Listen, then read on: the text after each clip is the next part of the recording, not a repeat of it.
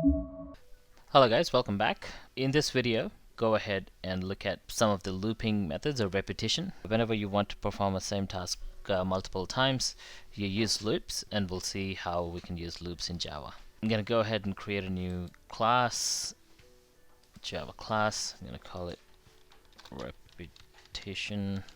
Alright, so we're going to do the same thing. Public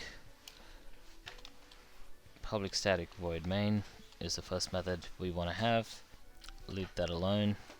Then I'm going to copy that and have another function. Call it, let's do dice. Dice roll is the function that I want to create. So what we'll do in this is we'll accept input from the user to either roll or quit, and infinitely roll the dice until the user quits. So every time a user is prompted for input, and if the user doesn't enter Q for quit, it'll continue to roll. That's what we'll make it do. I want to call dice roll here, and first and foremost, I want to create a variable, an integer, to store numbers 1 through 6. Let's store face. Let's call it face. Int face equals -1 initially, and then we need the scanner class .in, and we have to compare. So if scan dot next line dot, we did this before, to lowercase dot charet is 0. If that's equal to Q, we will quit the game. We'll just print something before we quit. Quitting the game, quitting the loop, and then system dot exit, and we exit with 0. So this is good, but how do we constantly ask the user for input in an infinite loop? For that, we're going to use the while loop, because we don't know how many times we have to repeat. If we knew how many times we had to repeat, we would have used the for loop. So let's move ahead. So here, let's make a boolean and call it roll equals true. So initially it'll be true. So while roll, while that is true, what do I want to do? I want to ask the user to enter something. So I'm gonna print select an option.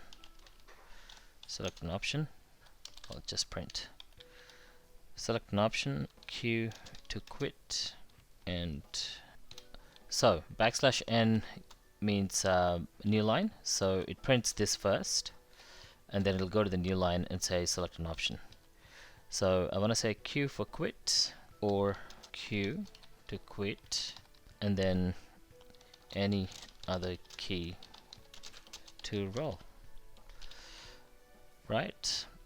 So this is a long line, so what I can do is I can just stop here, and if I press enter, you can see that there is two quotations get added, and you get a plus sign, which means it's just concatenated. So it's easy to read. You don't have to do this. You can have lines any long, but the discipline is to have them under 80 characters if you can. In the while loop, we're saying print this, and after that we have to verify this condition. So I'm going to grab that and check. So if this condition is if Q was pressed, I want to exit. Otherwise, what I want to do is I want to roll the face. I want to print the face to the console. So out face, but before that I want to make it random. So I have to probably create a rand first. We'll do it outside the loop because we don't want to create a new one every time. So here I will say rand equals new random. So we have a rand now. So what I'll do is face equals rand dot next int, and I think if I pass a number, let's do bound to 5 plus 1, and I'm just gonna print face, which is good. Now let's just quickly check and make sure everything works. Okay, it's gone to, sorry, I have to right click here, run, and okay, so this part is working, right? So if I press Q, it should quit. It's printed and quit the loop. It should do the same thing for capital Q, which is good. Now, getting to this part of the equation. So if I press any key, it says 5, right? So let's keep doing this F.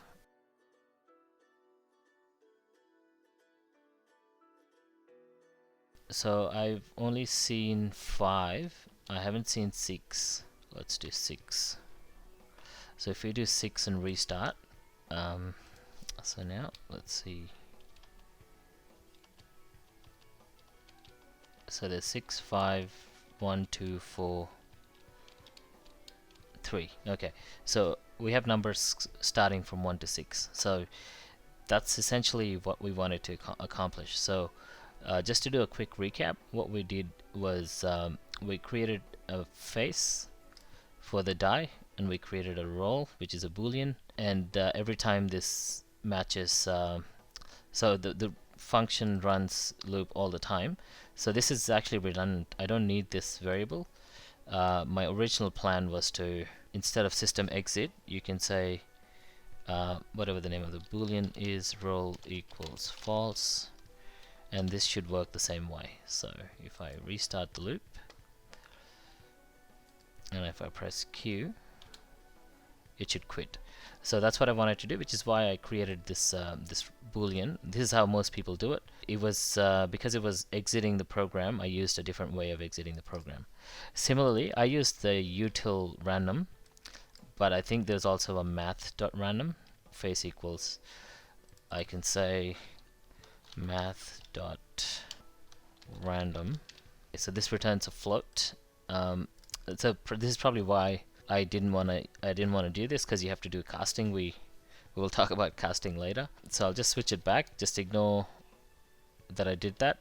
Okay, so this is what we used, and this is what we will use. Okay, so we'll talk more about the math.random because it works differently. It returns, instead of returning a number, it returns a fraction, and you got to multiply that fraction with the number you want. Basically, that's how that works. I'll stop here, and if you have any questions, please leave me a comment, and I'll see you in the next one.